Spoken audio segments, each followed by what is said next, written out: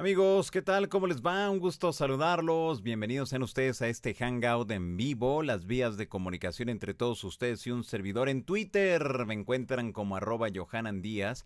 Ahí lo está mirando usted en estos momentos en pantalla. La invitación, desde luego, para que se integre, la invitación para que usted forme parte de esta gran familia de los Johaneros Go. Ahí lo está mirando usted en estos momentos en pantalla. Así que la invitación para que usted esté ahí muy al pendiente, la invitación para que entre todos vayamos haciendo lo necesario y estar en constante comunicación.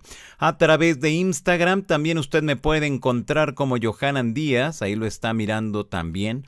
La invitación para que usted me siga, la invitación para que usted esté muy al pendiente con cada una de las imágenes, con cada una de las fotos que le voy compartiendo a través de esta red social, ¿ok? Bueno. Y tenemos que en Facebook también estoy como Johanan Díaz. Así que ahí tiene toda la información para que me siga en las redes sociales y estar en completa comunicación. Y desde luego a través de este canal que es YouTube. Así que bueno, pues ahí está. Bueno, pues active la campanita, suscríbase al momento que usted oprime el botón rojo, va a escuchar así un sonido, inmediatamente le sale un recuadro, en ese recuadro le sale la campanita la activa y cada que tengamos un video nuevo, ya editadito, muy cookies todo él, inmediatamente le va a notificar YouTube y cuando no, bueno, pues cuando estemos en vivo también le va a llegar la notificación. Pues de verdad muchas gracias a todos ustedes por estar acá muy al pendiente. Gracias por ser parte de esta gran familia de la insólita experiencia. Mire usted que nos vamos a enlazar con don Sergio Sánchez Rodríguez, él es de Chile. Con él vamos a conversar acerca de 2 libros que ha publicado y mire usted, se los comparto aquí para que usted los vaya conociendo. Érase una vez en Omnilandia, tomo 1, y Érase una vez en Omnilandia, número 2. Son 2 libros que usted los puede conseguir a través de Amazon, que poco a poco los voy a ir publicando aquí en el chat por si usted desea adquirirlos. Bueno, pues ya no tiene usted un pretexto para que no puedo, es que está muy lejos, es que en mi país no los vende. Nel. Ahora no hay. Y mire usted que lo que dice la descripción aquí en Érase una vez en Omnilandia, tomo 1, la gran invasión marciana, dice. Érase una vez en Omnilandia ofrece una historia del desarrollo de la ufología en Francia, desde sus orígenes en los años 50 hasta nuestros días. Concretamente, se trata de una historia de las hipótesis, especulaciones y debates teóricos que han marcado la saga ovnística francesa y que le han dado un sello particular y característico, tan distinto del que se viene siempre asociado a la ufología estadounidense, con sus platillos volantes estrellados y sus conspiraciones infinitas. Y hoy para mí es un gusto tener la oportunidad de saludar a don Sergio Sánchez. Don Sergio, un gusto saludarle. ¿Cómo le va? Buenas noches, mucho gusto también de saludarte, Johanan. Pues de verdad que le agradezco enormemente que ande por acá con todos nosotros aquí. Bueno, pues para conocer más acerca de estos libros, el tomo 1 y el tomo 2 de Érase una vez en Omnilandia, y que nos platique qué es lo que usted da a conocer. Y no sé si pudiera usted activar su cámara web para que toda la gente que nos mira en estos momentos también lo pueda observar a usted, don Sergio. ¿Ahí está bien? No. Ahí está, ahí ya salió perfectamente. Muy bien, ahora sí ya lo vemos, don Sergio. Pues bienvenido acá a la insólita experiencia.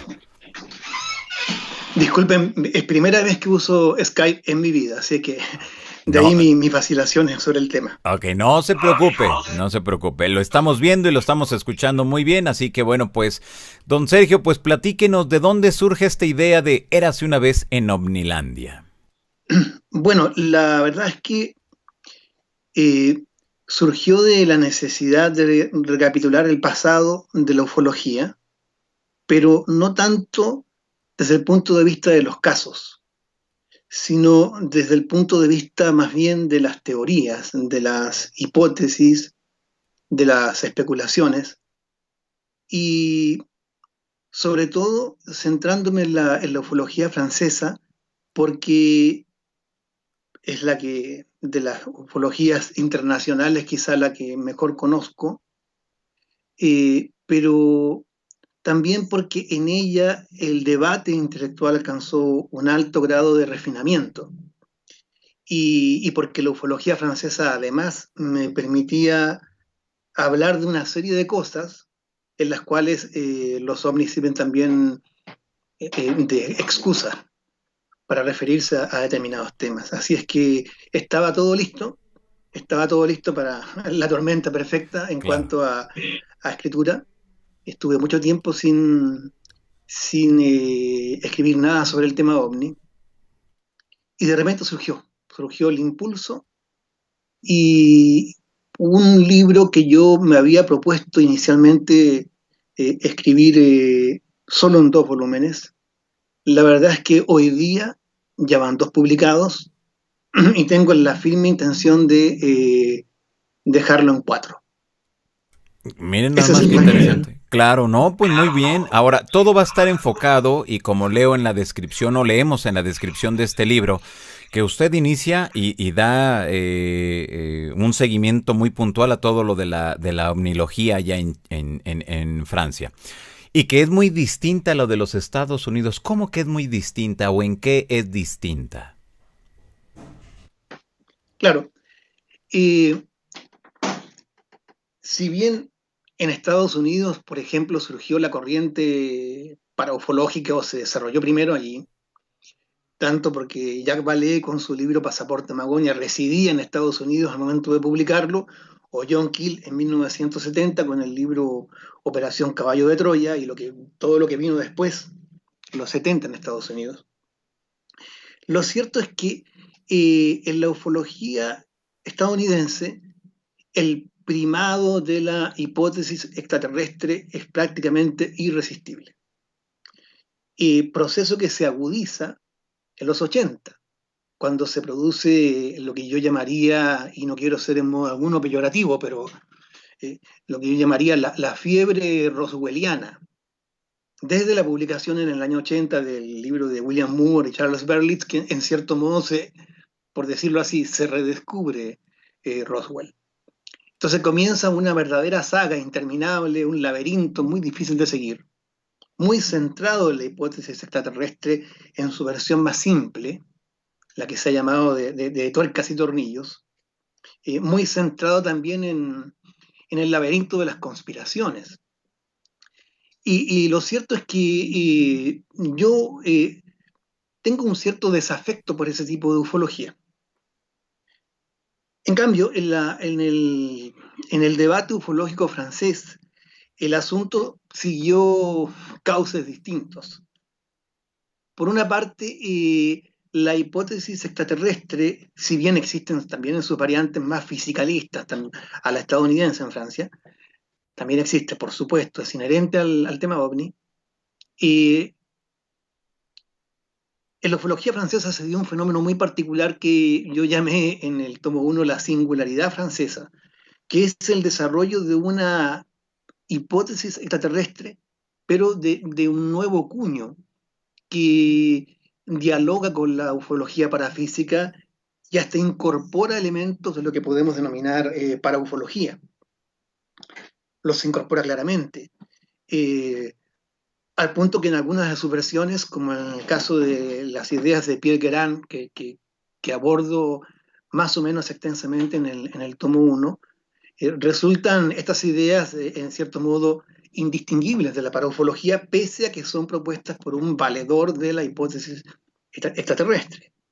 Entonces, el entrecruce de debates lo encontré de tal riqueza que me pareció importante ponerlo en la medida en que yo pudiera ser un vehículo adecuado, lo cual está por verse, ponerlo a disposición del lector en español.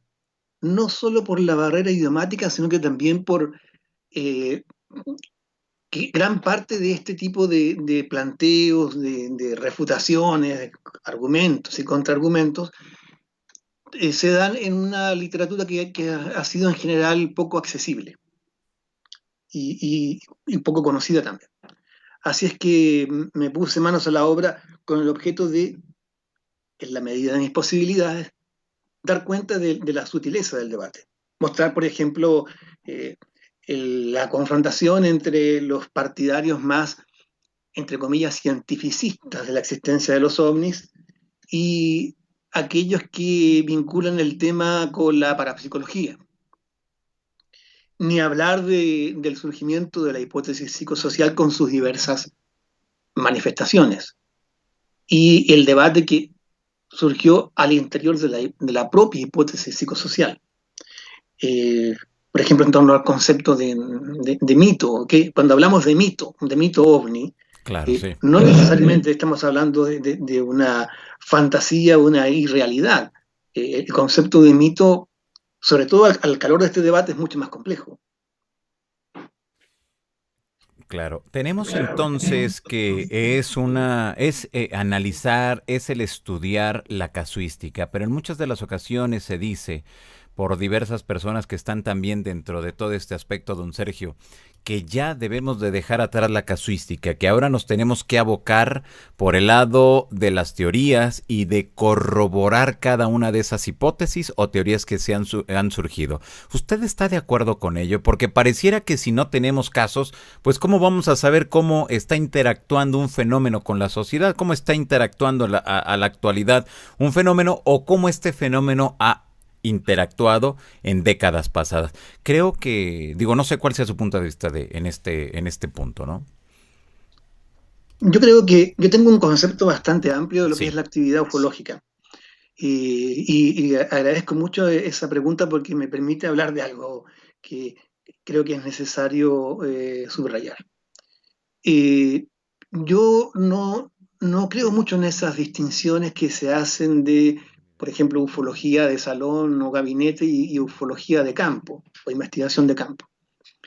Creo que todo cuenta, todo es necesario. Ciertamente, sin casos no hay ufología. Y ciertamente sin elaboración teórica, especulación e hipótesis tampoco existe ufología. Ahora, mi concepto de ufología es más bien un concepto de carácter social. No considero que haya falsos ufólogos versus verdaderos ufólogos, sino más bien la ufología abarca a todos los individuos que están de una u otra forma involucrados en el tema y son participantes de lo que podemos denominar comunidad ufológica. Aquí no estoy aludiendo a ningún tema de mérito o de mérito, o de mayor cercanía o lejanía con la verdad. Simplemente la participación en esta actividad social. Dicho eso, y yo quiero aclarar que mi posición en realidad es la de un historiador de las ideas ufológicas. Ese es el punto en el cual yo me siento cómodo. Naturalmente me interesan los casos, pero para ilustrar el desarrollo histórico de la ufología. Yo en ese sentido me declaro hoy un observador del tema. No tengo ninguna intención ni de, entre comillas, eh, refutación, digamos, ¿cómo se llama? De bunkear la ufología, por usar de manera bastante fea una palabra en inglés. Eh, pero tampoco tengo la intención de hacer una apología de determinadas hipótesis. A mí lo que me interesa fundamentalmente es la historia de estas ideas, porque creo que y la riqueza del debate ufológico trasciende con mucho el ámbito de los interesados en los ovnis. Creo que este tema puede interesar más allá de las fronteras de los consumidores habituales de libros ufológicos. Eh, y pienso que los rastros de lo que yo llamo Omnilandia, un poco así descriptivamente, pero sin querer hacer guasa del tema, sino que es una forma de referirme a esta comunidad. Las interferencias, rastros que va dejando Omnilandia en el resto de la sociedad son mucho más significativos de lo que se piensa.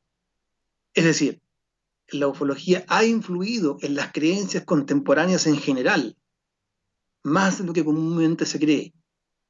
Ese es un punto que también intento mostrar en estos volúmenes que estoy escribiendo. Muy bien, ahora, en estos libros, ¿cuál es la hipótesis o cuál es la teoría que destaca? ¿Hay algo? Porque en muchas de las ocasiones se asegura que la ufología que se hace o la investigación que se hace en Europa es completamente distinta a la que se hace en América y mucho más alejada de la realidad la que se hace en Latinoamérica. ¿Usted encontró alguna diferencia o en todo el planeta podríamos considerar que es la misma casuística, nada más, desde luego, acotada, acorde a las necesidades del momento y de la época? Yo creo que hay diferencias, pero no son tan profundas como uno podría pensar. Hay particularidades. Por cierto, la hipótesis extraterrestre ha sido constitutiva y estructural en el desarrollo de la fenomenología ovni y de la ufología. Eso es un dato incuestionable. Sin prejuicio de ello, hay determinadas formas alternativas de enfocar el tema ovni a la hipótesis extraterrestre que han tenido un mayor desarrollo y una mayor duración en el tiempo, por ejemplo, en el ámbito de la ufología francesa, que en relación con Estados Unidos. Eso es muy claro. Son particularidades. El mismo surgimiento de la hipótesis psicosocial y del debate subsecuente en la ufología francesa y francófona en general también muestra un desarrollo particular de de una gran agudeza, de una gran sutileza que por cierto, no creo que encontremos de esa forma y con esa extensión en la ufología estadounidense, por ejemplo. Tampoco en la latinoamericana. Sí hay, por supuesto, desarrollos importantes que hay que considerar en España, en Italia, en el Reino Unido. Pero hay elementos que es a lo que quería apuntar, es que hay elementos que son comunes. En, en la ufología internacional hay naturalmente un papel importante y central de la hipótesis extraterrestre, y también en muchas partes podemos identificar teorías marginales que se van desarrollando también y que tienen un papel, tienen un espacio. Las teorías parafísicas, las interpretaciones religiosas del fenómeno están en todas partes donde hay ufología. Y otras interpretaciones marginales que se relacionan con creencias muy antiguas que a veces incluso tienen algún grado de relación con determinadas posiciones políticas, también marginales, por ejemplo, todo lo que proviene del ámbito de la llamada Tierra Hueca, de las civilizaciones perdidas, en fin. Claro. Eh, es un rico legado que está también presente en muchas partes. Así es que yo soy cuidadoso cuando hablo de ufologías nacionales, es decir, trato de no exagerar el punto porque uno puede a veces perder de vista que diversas hipótesis se han desarrollado en muchas partes con más o menos énfasis, pero están presentes. Exacto. Ahora, en lo que usted encontró y estudió de allá de Francia, ¿hay alguna explicación para para este tema? Mucho se habla de los contactados, de las abducciones, de los avistamientos, mencionaba usted de lo de las ciudades intraterrenas, pero dentro de todo este bagaje cultural, ¿hay algo que ellos hayan llegado quizá a una explicación de este misterio, de este fenómeno? Es decir, en el ámbito de la ufología francesa hay varios puntos fuertes. Yo no sé si habrán llegado a la elucidación definitiva del tema OVNI. Eso yo creo que sería materia de larga discusión. Yo no lo sé, yo soy agnóstico en este tema. Me declaro hoy día, hoy, 2019, exponente de un agnosticismo radical en el tema. No.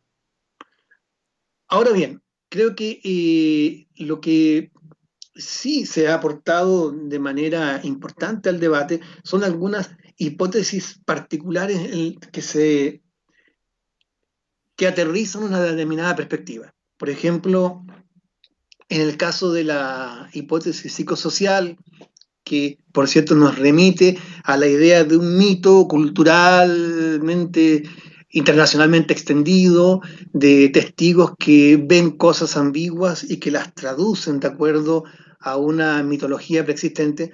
Todo eso ha aterrizado, por ejemplo, en la idea de Michel Monery del sueño despierto, de de una forma de experiencia visionaria. Eh, hay muchas expresiones de estas teorías grandes que se traducen en constructos de esta índole, como el del sueño despierto de Monery y otras. Entonces, yo pienso que lo que resulta particularmente atractivo de la ufología francesa y su originalidad es que este tipo de explicaciones se multiplican en las diversas hipótesis. También pasa en la paraufología. No conozco un conocimiento paraufológico más rico, variado, original y multifacético que el que nos ha ofrecido la ufología francesa. Incluso en las versiones religiosas, estas que ponen énfasis en la idea muy propia del mundo judeocristiano, del enfrentamiento de la luz con las tinieblas, de ángeles y demonios, etcétera. También hay ciertas cosas que han surgido en el debate francés como con algún grado de originalidad, más que nada porque hay una historia que se materializa ahí. Toma como pretexto los platillos volantes, pero ya venía de mucho antes este tipo de planteos. Así es que respuestas definitivas yo no veo. Lo que sí veo, hipótesis interesantes a tomar en cuenta. Por supuesto, muchos de sus exponentes creen haber esclarecido el problema OVNI a partir de esas hipótesis.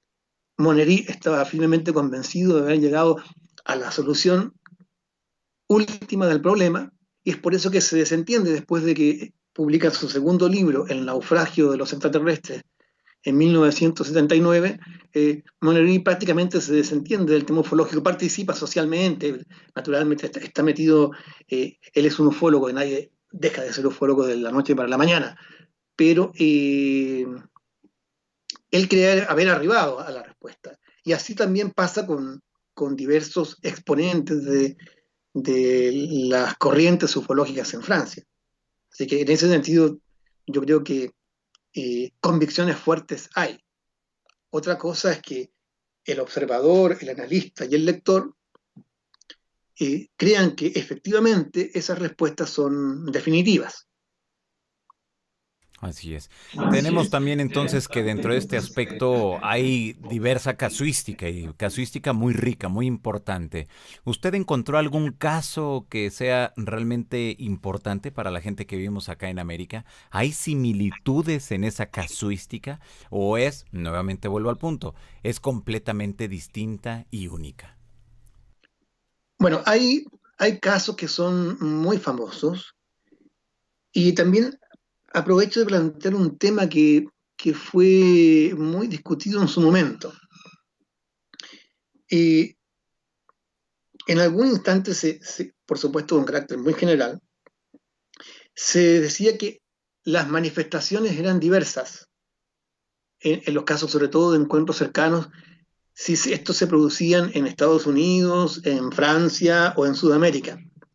Y uno de los rasgos que siempre se resaltaba de la casuística sudamericana, por ejemplo, era la agresividad de los ocupantes, de los humanoides, y, y por otro lado, de la gran elusividad en otros contextos culturales. En Francia, para poder pensar globalmente la casuística francesa, hay que tomar en cuenta la oleada de 1954. Es a partir de ahí que se inaugura el encuentro cercano tipo, por así decirlo, en esas latitudes. Eh, el caso más característico y muy famoso, yo creo que todos los que han seguido el tema OVNI conocen este caso, es del 10 de septiembre de 1954, el de Marius de Wild, en que siente que su perrita está muy alterada va al exterior y se encuentra con un extrañísimo objeto posado en una línea férrea que está muy cerca de su casa y después ve unos seres muy extraños.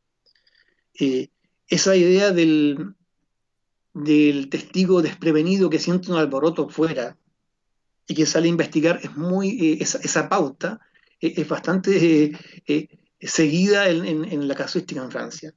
Y los encuentros con humanoides, como decía, se caracterizan por su elusividad, se evaden rápidamente y también encontramos algo más o menos parecido en el caso de Maurice Mas en 1965, el famoso caso de Valensol.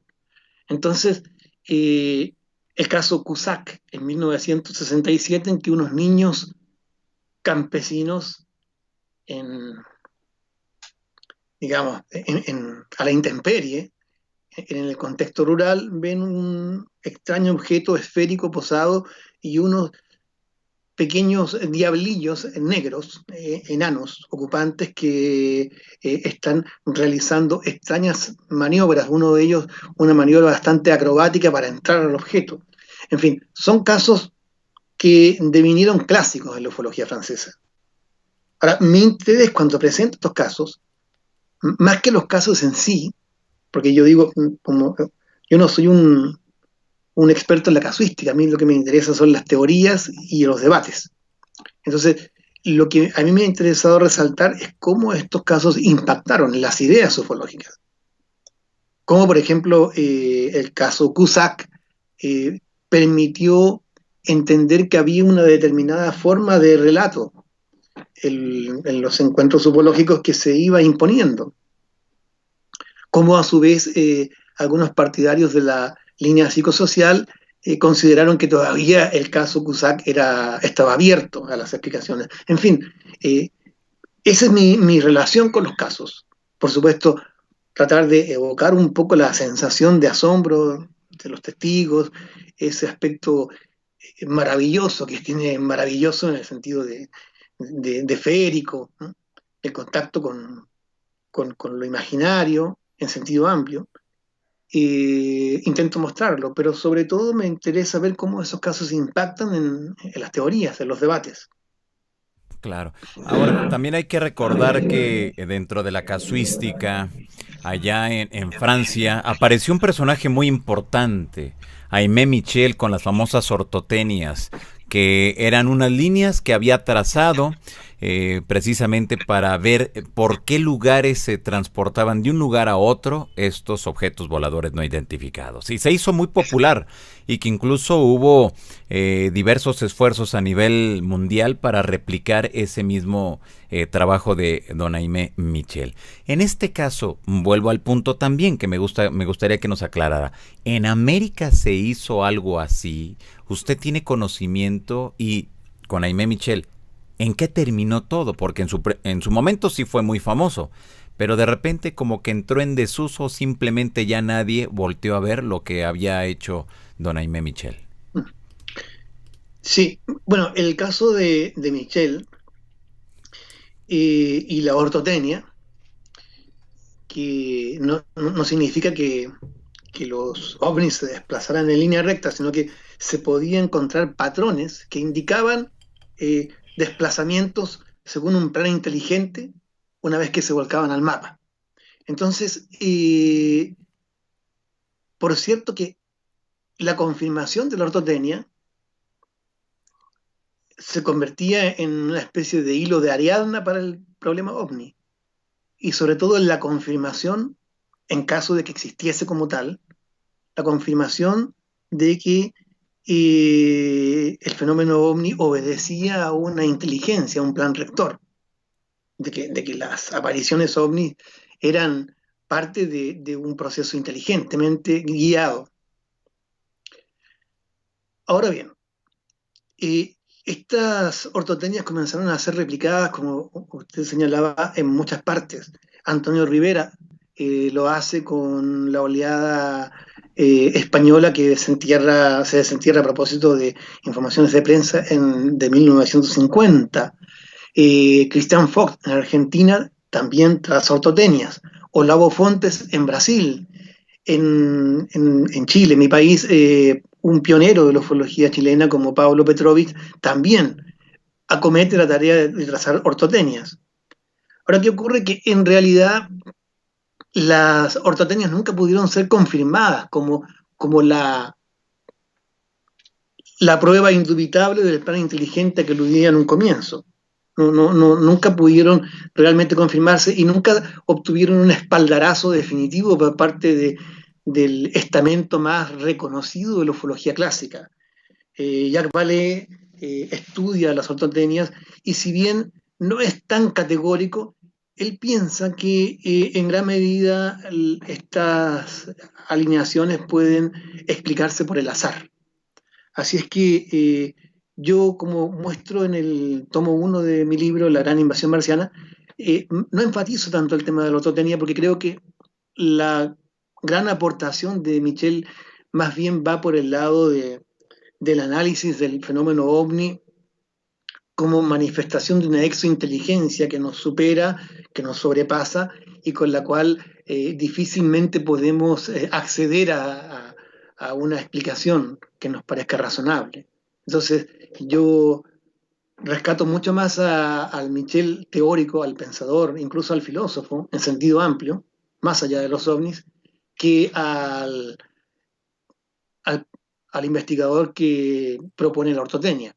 Creo que con el paso del tiempo, ya han pasado muchos años desde que se publicara el libro Misteriosos Objetos Celestes de Michel en 1958, entonces creo que con el paso del tiempo lo que realmente importa hoy es el legado teórico y filosófico de Michel más que la ortotecnia, que creo que está en gran medida superada, en mi modesta opinión.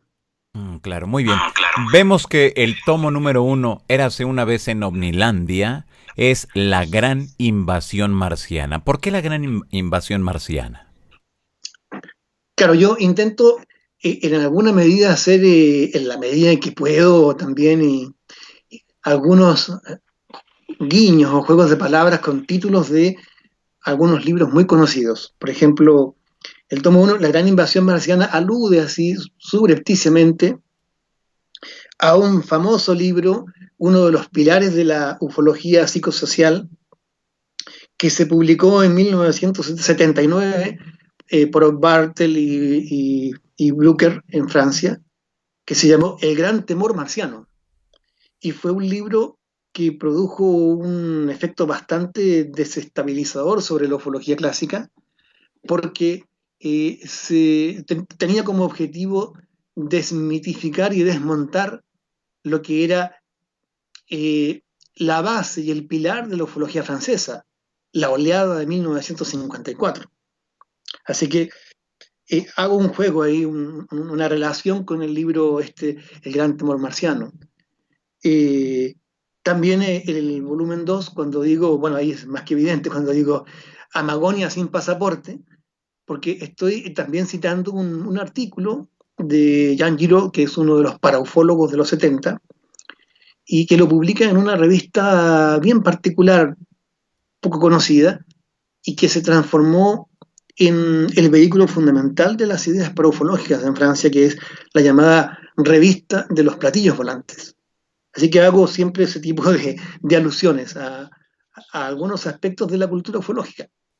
Claro, usted lo acaba de mencionar muy bien, la cultura ufológica. Y en su libro vemos que hay una cantidad considerable de citas de libros, nos invita también a seguir leyendo en otras publicaciones, tanto en inglés como en español, y eso yo creo que es muy bueno porque la gente que esté interesada en saber más de lo que usted ha publicado, pues tiene la oportunidad de buscar esos libros y darle seguimiento a partir de lo que usted nos está invitando y cómo nos va llevando de la mano. Porque ahora me gustaría que nos dijera si el libro es por capítulos, es cómo está estructurado y si es así, que usted nos va llevando de la mano. Claro, el tomo 1, La Gran Invasión Marciana, eh, parte con una especie de declaración de intenciones, esa es la primera parte del libro, luego sigue con los orígenes de la ufología en Francia, y luego desarrollo en dos capítulos más bien largos los pilares fundamentales los pilares intelectuales de la ufología clásica en Francia. Entonces ahí abordo la obra de Michel, pero también de autores como Michel Carruch y otros. Y por cierto, también la primera etapa de la obra de Jacques Vallée. Eso es en gran medida el tomo uno, con un capítulo también dedicado al surgimiento y desarrollo de la paleoastronáutica o astroarqueología, o hipótesis de los antiguos astronautas, cómo surge en Francia y cómo impacta en el resto de, sobre todo en los países de Europa. Por cierto, también en Eric von Däniken. Así es que esa es básicamente la estructura del tomo uno. Los comienzos, los pilares. Ahí está la, la ufología clásica en sus contenidos esenciales. También abordo el tema del realismo fantástico, el libro de Louis Pauwels y Jacques Bergier, el retorno de los brujos. El, el realismo fantástico como un movimiento que expresa las inquietudes y aspiraciones de una época y que se conecta con el tema de los platillos volantes. En el tomo 2 lo que hago es, ante todo, explicar, creo que de manera bastante detallada, el desarrollo de la paraufología en Francia, es decir, de la hipótesis que si bien reclama un origen desconocido para el fenómeno ovni, eh, se distancia de la hipótesis extraterrestre, es decir, se vincula más con lo parapsicológico y con lo paranormal. Hay una recepción muy fuerte de las ideas de Carl Gustav Jung. Y yo planteo que, contrariamente a lo que se dice, las ideas de Jung están mucho más vinculadas con la paraufología que con un planteo de carácter psicosocial sobre el tema ovni. Y creo que haberlo fundamentado de manera más o menos razonable en el libro. Y me dedico mucho a eso, al debate entre ufología tradicional y parapsicología. Y dedico una parte muy larga del texto a lo que podemos denominar religiones ufológicas. Es decir, todo aquello que ha surgido con connotaciones religiosas desde el ámbito de los contactados, del contactismo. O sea, hago un repaso de los elementos fundamentales del contactismo, también aludo a elementos actuales, y hago una historia de los contactados en Francia. Y por otra parte, hago un resumen de las relaciones entre los ufólogos clásicos y los contactados. Una relación a veces muy conflictiva, a veces de retroalimentación inconsciente, eh, y que genera también un debate, creo que uno de los debates más interesantes de la ufología francesa es precisamente ese. ¿Dónde se traza el límite entre el contactismo y la ufología clásica? Wow, qué interesante. Y dónde se traza ese límite entonces? Bueno, ahí intento contarlo en un capítulo porque el tema no es fácil no es una pregunta fácil de responder porque hay distintas estrategias para hacerlo. Hay muchas estrategias de desplazamiento del objeto, estrategias que, por ejemplo, M. Michel plantea una en algún momento, y otros investigadores como el caso de Jimmy Yeo, que es un personaje muy importante, eh, plantea otra que es sustancialmente distinta.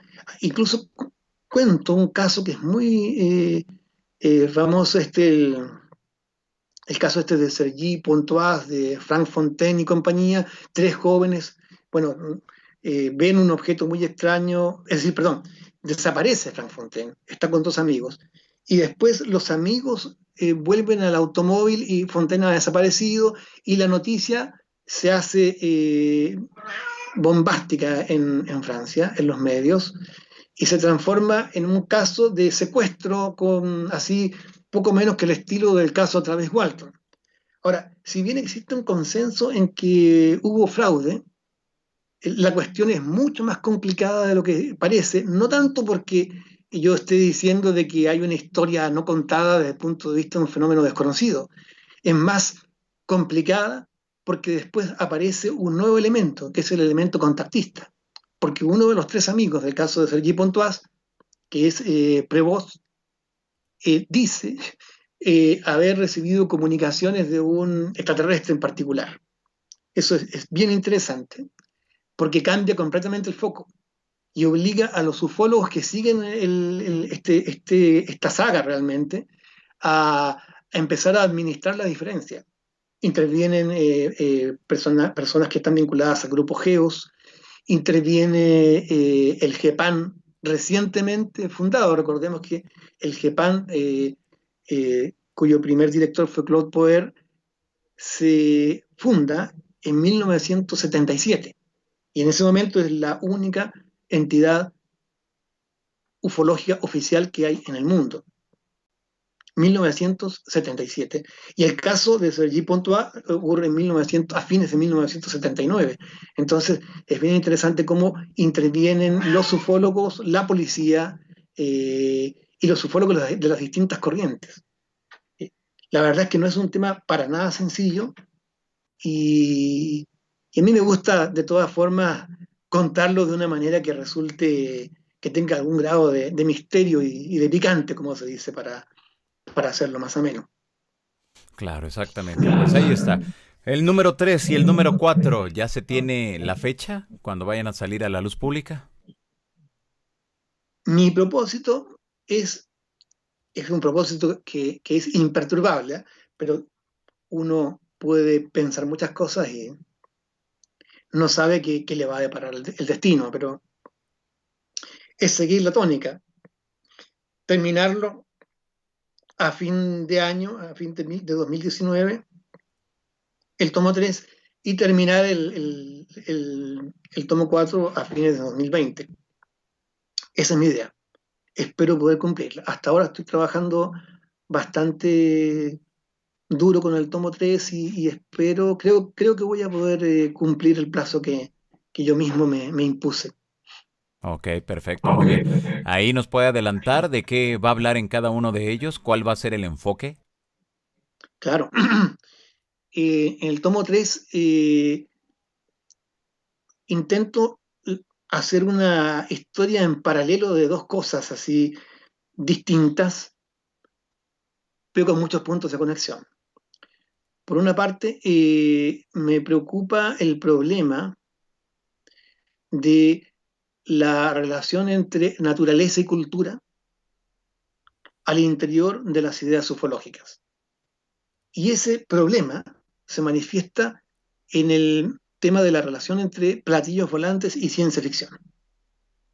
Ese es uno de los grandes temas de este libro, porque me abrió la puerta a una inmensa cantidad de material y a una gran cantidad de discusiones teóricas, yo creo que bastante interesantes. Está el libro de Bertrand Meust, el libro Ciencia ficción y platillos volantes de 1978, que es el que es un libro seminal, a mi juicio, uno de los libros más importantes de la historia de la ufología, de más implicaciones y de implicaciones que yo creo que todavía no se evalúan convenientemente. Y por otro lado, en paralelo, voy mostrando el surgimiento y desarrollo de la hipótesis psicosocial, desde el libro de Michel Monery en 1977, el famoso libro ¿Y si los ovnis no existieran? Así, en interrogativo, y todo el debate posterior en torno al modelo de Monery y las adiciones, incorporaciones críticas de otros autores. Entonces, el debate se torna bastante extenso y revistas como la revista belga Info-Espace o francesas como Lumière dans la Nuit y otras dan cuenta de esta ufología teórica en ebullición. Entonces yo trato de contar toda esa historia en el tomo 3 que da para bastante, da para largo en realidad. Eso en cuanto al tomo 3. Por supuesto, volver al tema de qué entendemos por mito en la ufología. Pretendo dedicarle un capítulo entero a cuestiones sobre lo que entendemos por mito, por lo imaginario, en el ámbito de los relatos ufológicos. No es un tema sencillo. Se ha prestado para demasiadas caricaturas, a mi juicio, y para respuestas de carácter muy simplista. También el tema de la ciencia ficción y platillos volantes se lo ha visto muy en la perspectiva de causa y efecto, de modo muy esquemático. Cuando digo simplista no es que quiera parecer pedante, me refiero es que he leído muchas formas de abordar esa relación en que de un plumazo, en 4 líneas, se dice que los ovnis se deben únicamente a la ciencia ficción. Así, y nos quedamos todos muy panchos o muy anchos con esa respuesta. La cuestión es mucho más complicada. El tomo 4 pretende abordar el desarrollo de la ufología teórica más contemporánea en Francia, la nueva paraufología, hay un retorno de las ideas paraufológicas, y el desarrollo de una hipótesis extraterrestre a lo norteamericano en Francia, que también es importante. Es muy importante, además, la influencia de determinados documentos, como el informe Cometa, las nuevas vías de la hipótesis extraterrestre en Francia. No es un tema sencillo. Y por cierto, también el aporte de investigadores como Michel Picard, Fabrice Vauban y otros que han profundizado algunos aspectos tanto de la hipótesis extraterrestre de segundo grado, a la que yo aludía en un momento, está más sutil, más en contacto con la paraufología, y, y también algo de la paraufología de los 70. Y además quiero en el tomo 4 ajustar cuentas con lo que podríamos denominar una sociología de las paraciencias. Derechamente ahí entro en temas que son propios de las ciencias sociales también. Eh, Sobre todo la relación de la hipótesis psicosocial con las ciencias sociales. Claro. qué interesante que se mezclen más áreas del conocimiento para darle una explicación a todo lo que implica el tema de los no identificados y como usted bien lo dice, pues no solamente que se quede en algo muy banal, en algo que en muchas de las ocasiones como que no tiene ni sentido, no tiene ni pies ni cabeza, sino que tenga una estructura y que se le pueda dar una explicación, pero a partir desde luego de lo que se esté planteando y que se esté haciendo de una manera seria y objetiva. Pues don Sergio, yo le quiero agradecer que haya estado acá con nosotros en la insólita experiencia, de verdad que es bien interesante. Invítenos a leer sus libros, de favor. Claro, yo agradezco la oportunidad.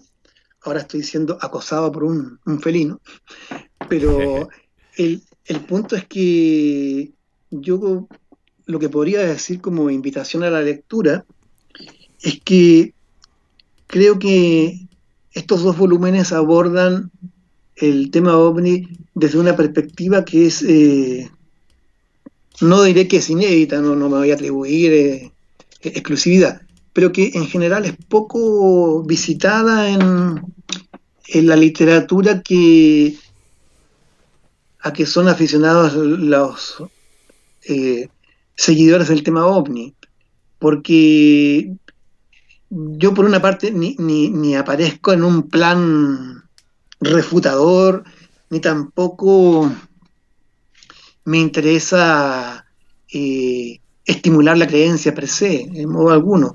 De hecho, a mí me llama harto la atención de que he obtenido, afortunadamente, eh, comentarios muy generosos hacia el libro de personas que son antitéticas teóricamente en el tema ovni, tanto de seguidores acérrimos de la hipótesis extraterrestre como de escépticos, de puros y duros.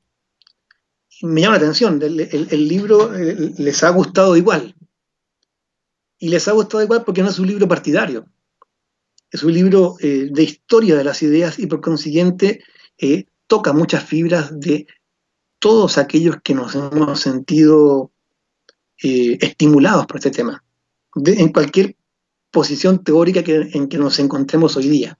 Así que el mayor llamado que yo puedo hacer, la mejor propaganda que puedo hacer para mi libro. Eh, Creo que todos los que hemos estado interesados en este tema podemos vernos reflejados en algunas de sus páginas. Perfecto, muy bien. Y la gente que nos sintoniza en estos momentos los puede adquirir a través de Amazon. Es así, ¿verdad? Así es, y también de lulu.com, que es otro formato, en Mercado Libre también, pero sobre todo lulu.com, que es donde está el tomo 2, Amagonia sin pasaporte. Perfecto, ahí lo estamos mirando. Así que bueno, pues la invitación para que usted lea Érase una vez en Omnilandia. Es el tomo 1, La Gran Invasión Marciana, y el tomo 2, Érase una vez en Omnilandia, Amagonia sin pasaporte. Así que bueno, pues ahí lo tiene. Son ambos libros de nuestro entrevistado, de nuestro invitado en esta ocasión aquí en La Insólita Experiencia, don Sergio Sánchez Rodríguez, a quien le agradezco enormemente que haya estado por acá en esta ocasión, don Sergio, y de verdad que pues bien interesante estos libros. Le agradezco que nos haya regalado este tiempo para platicar con todo el auditorio y que nos haga la invitación a la lectura, que eso es bien importante. Soy yo el agradecido por esta oportunidad de poder hablar de mis libros ante un público más amplio. Soy yo el que está muy agradecido. Las vías de comunicación con usted, la gente que lo desee, a lo mejor hacer algún cuestionamiento, alguna consulta en específico en sus redes sociales. Sí, yo estoy en Facebook, pero también puedo dar mi correo, cosa que pensaba hacer y la olvidé. Ok, Pensaba poner el libro mi correo electrónico, que es muy fácil, es sergiosánchez157 @gmail.com. ok. Es Sergio Sánchez 157 @gmail.com. Si es que 157 quieren arroba 157 arroba ¿qué? Gmail, Gmail.com. claro. Si quieren Ajá. hacerme alguna consulta, eh, darme los parabienes por el libro o decirme que en realidad el libro debiera ser tirado al tacho de la basura, cualquier cosa, ahí estaré. Perfecto, muy bien. Sergio Sánchez 157 arroba gmail.com es el correo electrónico de nuestro invitado. Pues muy bien, pues don Sergio, le agradezco enormemente que haya estado por acá. Muchas gracias por su tiempo y bueno, pues ahí nos mantenemos en comunicación. Muchas gracias a ustedes. Al contrario, muchas gracias y hasta la próxima. Le mando un fuerte abrazo desde la Ciudad de México. Igualmente, desde aquí, la fría Santiago de invierno. Muy bien, hasta la próxima. Gracias. Bueno, pues hemos escuchado a don Sergio Sánchez Rodríguez y mire usted, le pongo aquí nuevamente en pantalla. Érase una vez en Omnilandia, ahí lo está mirando usted en estos momentos, para que si desea usted, bueno, pues adquirirlos. Érase una vez en Omnilandia, tomo 1, La Gran Invasión Marciana, y el tomo número 2, Érase una vez en Omnilandia, tomo 2, Amagonia sin pasaporte. Mire usted, como sé que usted va a querer adquirir estos libros, en la descripción de este video, aquí abajito, le voy a poner los dos links, tanto del número 1 como del número 2, para que usted los adquiera. Mire, aquí vemos que está si usted lo quiere impreso, le cuesta 317 pesos con 54 centavos, o si usted lo quiere a través del formato digital, a usted le sale, a ver, déjeme ver porque no alcanzo a ver bien ahí. Mire, le sale en 149, bueno, 150 pesos. Así que de verdad que es bien interesante tener la oportunidad de leer, es bien interesante el poder compartir el trabajo de diversos investigadores que están muy al pendiente, que están preocupados por todo lo que ocurre en torno pues a esta temática. Y qué bueno que hoy tuvimos a don Sergio Sánchez, autor de Omnilandia, Érase una vez en Omnilandia, que a mí, sabe usted muy bien que me encantan los libros, y el leer un libro con muchas referencias bibliográficas, el leer un libro sobre la casuística de un país en específico, el leer un libro que nos da muchas referencias, creo que eso es fantástico y que no siempre se encuentra. Érase una vez en Omnilandia. Tomo número 1 es de color verde, es La Gran Invasión Marciana, y el tomo número 2, que es en color azul, es Pasaporte, es Amagonia sin pasaporte. Pues ahí lo tiene. ¡Qué chido! Bueno, pues ahí está para que todos ustedes, bueno, pues lo lean, para que ustedes se integren y después si quieren, bueno, lo vamos comentando, ¿ok? Bueno, pues muchas gracias a don Sergio. Las vías de comunicación entre todos ustedes y un servidor en Twitter me encuentran como @JohananDíaz, ahí lo está mirando usted en estos momentos en pantalla. A través de Instagram me encuentran como Johanan Díaz, a través del Facebook me encuentran como Johanan Díaz Oficial, ahí lo está mirando. Y desde luego aquí, a través de esta red social, usted me encuentra como Johanan Díaz. La invitación desde luego para que usted se integre, la invitación desde luego para que usted me siga, la invitación desde luego para que entre todos vayamos haciendo todo lo necesario y bueno, pues me sigan, estén muy al pendiente. Si usted se suscribe a las redes sociales son completamente gratuitas, nadie le va a cobrar absolutamente nada. Así que bueno, pues la invitación para que usted esté muy al pendiente. Pues de verdad muchas gracias a todos ustedes que están muy al pendiente. Gracias por estar aquí en este sábado por la tarde. Mire usted que sabe que siempre, bueno, pues transmitimos en la noche, entonces ya tanto los invitados como un servidor ya no sabemos si es tarde, noche o cómo. Pero bueno, pues es tarde todavía, ¿no? O sea, son todavía ya 1:00 con 57 minutos tiempo del centro de México. De verdad, muchas gracias a todos ustedes por haber estado acá. Hoy los esperamos en la noche. A las 11 de la noche nos vemos aquí en la Insólita Experiencia. 11 de la noche, hoy sábado, 11 de la noche. De verdad que va a estar bien interesante, así que quédese con nosotros aquí en la Insólita Experiencia. Bueno, pues les mando un fuerte abrazo, muchas gracias jóvenes, y bueno, pues nos mantenemos allí en comunicación y más tarde nos vemos aquí en la Insólita Experiencia. De verdad que les mando un fuerte abrazo y muchas gracias por ser parte de esta gran familia. Recuerden, a mí me nombran Johanan Díaz Vargas y al igual que todos ustedes, sí, efectivamente, yo vivo una insólita experiencia. Gracias, nos vemos, hasta la próxima, bye bye.